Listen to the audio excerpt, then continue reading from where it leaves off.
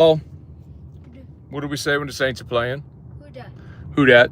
Unfortunately, everybody dat. Saints season ends 5-12. On Monday's AFR, we'll go back and look at our preseason predictions. To be very candid with you, I don't remember if I had the Saints 5-12 or 6-11, but either way, I was right tap dancing on it. I don't think any of us foresaw the injuries that the Saints had throughout the course of the season, which derailed everything they could have possibly been. But today, I'll talk about the game here in a second, somewhat consequential, but of greater consequence, of course, as we move forward, is going to be who the Saints hire to be the next head coach to replace Dennis Allen. Most certainly would not be Darren Rizzi. Whether that's fair or unfair, it's not for me to decide or to judge. He had a very long audition. He had a long audition with a skeleton roster, but I don't think anybody saw anything remarkable over this time to say, yep, that's the guy that you're going to go with. I think you can do better and you should do better. So we'll see what direction they elect to go there. As far as this game, hat tip to the Saints for going out and playing hard. Not that you should ever have to hat tip a professional who's getting paid for going and playing hard, but they were a 2-touchdown underdog and they led the whole damn game until the 10-minute mark of the fourth quarter whenever McMillan caught the touchdown. Tampa got their first lead, and then they'd widen it as we saw. But there was some good in this game. Remember the last time these two teams played, the Saints allowed, was it 270 on the ground? A much better defensive effort today by New Orleans. Tampa did go over 100 yards rushing. The Mike Evans thing at the end of the game is just disgusting. Whatever. Congrats. A 17-game season, and you go to week 18 and you get an artificial record that, whatever, Mike Evans. We're going to the mall. I thought Spencer Rattler was good today. He protected the football, which was good to see. The first half, Clyde had some nice runs as well. Remember in the first game against Tampa, the Saints got down 17-0. They had the massive second quarter. Was it the 24-point second quarter? And then they got outscored 27-0 in the second half, gave up 51. But remember in that second half of the first game, Todd Bowles, all he did was just dial up pressure on Rattler the whole game the whole second half. It was an abomination.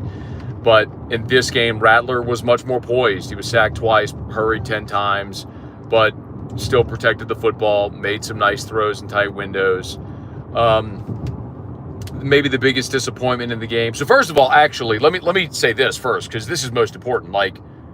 I wanted the Saints to lose this game. I don't cheer against my team unless if a loss directly benefits my team. So in this instance, the only way the Saints they're out of the playoffs. The only way the Saints were going to improve their draft stock is if the Saints lost and Chicago and or the Raiders won. So the Saints couldn't have drafted lower than 10th. So a loss with a Bears and a Raiders win, you stay put at 10. But a loss, and we're going to the mall. A loss and the Bears win against the Packers today, which was dramatic if you missed that. The Bears looked like they were salting the game away. They fumble. The Packers kick a 55-yard field goal to take a lead. The Bears get the ball with less than a minute to play, go and kick the game-winning field goal to win 24-22. So the Saints, at this point, are in the 9th spot, and they can get up to 8 if the Raiders win today. So we're pulling for the Raiders here in the afternoon game. With a Raiders win, the Saints would go up to 8. If the Raiders lose, the Saints pick 9th. So as odd as it is to say, two things. I wanted the Saints to have the possibility of improving their draft stock, number one. And number two, I did not want Atlanta and Michael Penix in the playoffs. We've seen, Tampa's won the division 4 years in a row now. We've seen Mayfield and Tampa in the playoffs. They did it last year. So I'm not really concerned with that. I didn't want Michael Penix to go get playoff experience. So I didn't want Atlanta to win the division. So yes, I was quite okay with the Saints losing the game today because I think the loss benefited the organization, big picture, in a season where, you weren't playing for anything. So please smash the like button quickly if you would. If you're new, subscribe to the channel. Thank you so much for being there. The game itself, a couple of high points. How about Blake Grupe? I mean, the Saints took the opening drive, went down, kicked a field goal. The Saints had 4 drives, 4 of 10 or more plays in this ball game. Ross Jackson had a stat at LouisianaSports.net where I think it was like 4 all season or maybe in the last 13 weeks or something like that of 10 plus play drives. So the ability to control the ball, move the chains was really good today. And I think that was the first time there were 4 such in a game for the Saints since '92. Don't quote me on that, but I think I saw that where it's the first time. Did they put that on the broadcast? Maybe first time since '92 they've had 4 drives of 10 or more plays in the same game. Really, the disappointing part in the second half where you could have put this game away, or at least, I don't know if you'd put it away, but you could have made it much more difficult for Tampa. After the interception, you get the ball deep in Tampa territory, you settle for a field goal. The next drive, after Maul go Drew's house, the next drive is when you force the punt and the punter bobbles the snap and gets hit and go this way and just shanks it 14 yards. So you had 2 possessions that started in Tampa territory and came away with 3 points. That was at a point in the game where you had the lead, and so you could have really extended your lead there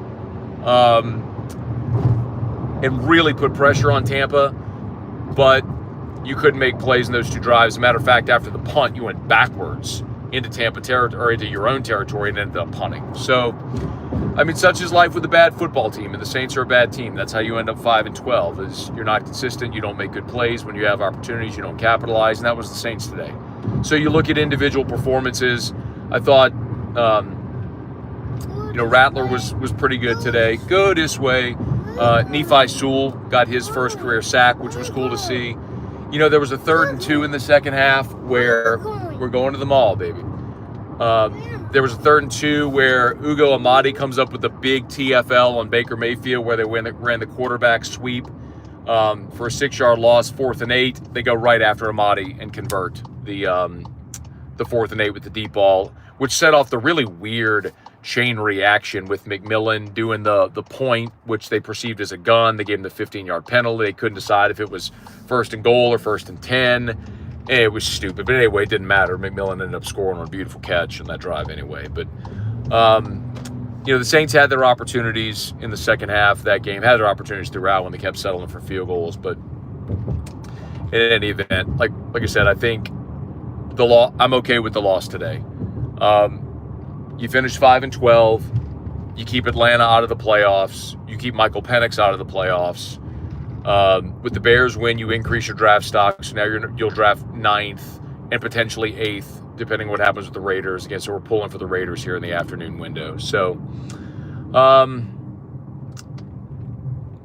all the attention now turns to the coaching search.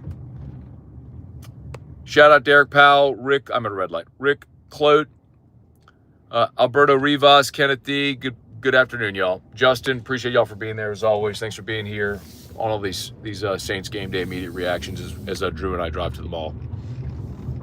Where are we going? Where are we? Mall. We are going to the mall. Oh, wait, and what do we say when the Saints are playing? Who dat? Who dat? That's what he was going for. So, with respect to the coaching search, I know y'all all saw the report about Matt Nagy. I'm not okay with that. Nagy would feel like a Dennis Allen type hire. A retread head coach. You could say, well, you're hoping to get some of the good vibes from him being in Kansas City. Feels like we saw it so many times with assistants with the Patriots organization that never really panned out when they went elsewhere. Turns out Belichick and Brady were really the key to it all. Same thing here. I'm assuming Reed and Mahomes are really the key to it all. I would love some fresh blood, a new, young, offensive-minded head coach, try to build something new there in New Orleans. Birchman settling for field goal is not going to make it, no doubt. Randall Offrecht, Thanks, Shepard and Foster, for making it happen. Rick, lifelong Saints fan, feels so sad. Glad it's over. Please get a great quarterback. Any truth to the Joe Brady talk? Oh, I think there's absolute truth to the Joe Brady talk. Who the quarterback will be next year will be a fascinating conversation. Do you bring Carr back? Do you eat the big dead number and move on with a young quarterback?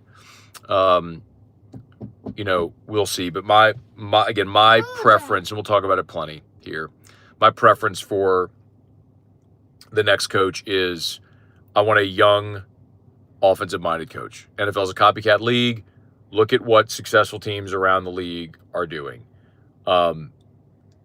If you could pluck a branch off that Shanahan-McVay tree and get a young, offensive-minded head coach, I'm for it. Keith Washington, Justin Fields, I'm okay with a young veteran on a one-year prove-it deal. Not that dissimilar from what Tampa did with Baker Mayfield. Tampa didn't, or what Minnesota was doing with Sam Darnold. The intention wasn't for Baker to be their franchise quarterback. The intention in Minnesota wasn't for Darnold to be the franchise quarterback. They were supposed to be a placeholder for the young guy, whoever was going to be next. So, I'm good going and getting somebody. You want Justin Fields on a one-year deal as a placeholder, an inexpensive placeholder, the offensive version of what Chase Young was this year? Okay, I'm good with that. And draft your quarterback or have him compete with Rattler to see if Rattler can keep growing and developing. But I don't know that the future of your organization is on the roster. It's certainly not Derek Carr. It could be Spencer Rattler, although I don't think any of us have seen anything. But again, not enough sample size to know if Rattler could be that. I'm not washing that away completely. Look at Bryce Young.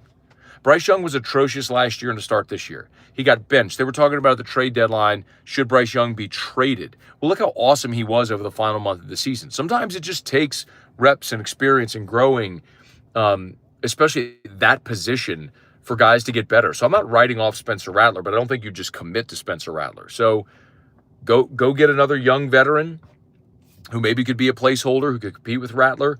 Would love to see him move on from Carr. The question is, are you going to eat $50 million in dead cap money? But I will tell you this definitively for all the John Gruden talk. People saying, would you bring in Gruden because of the relationship with Carr? No.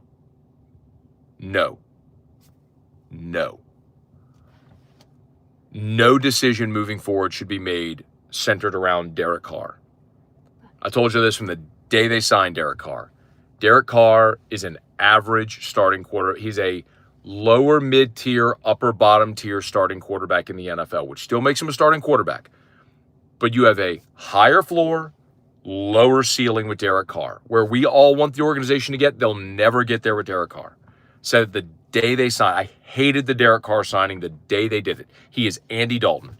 And you can roll your eyes, say that's not true, but I've gone over the numbers. They are identical. Derek Carr and Andy Dalton are identical players. You don't give Andy Dalton $150 million.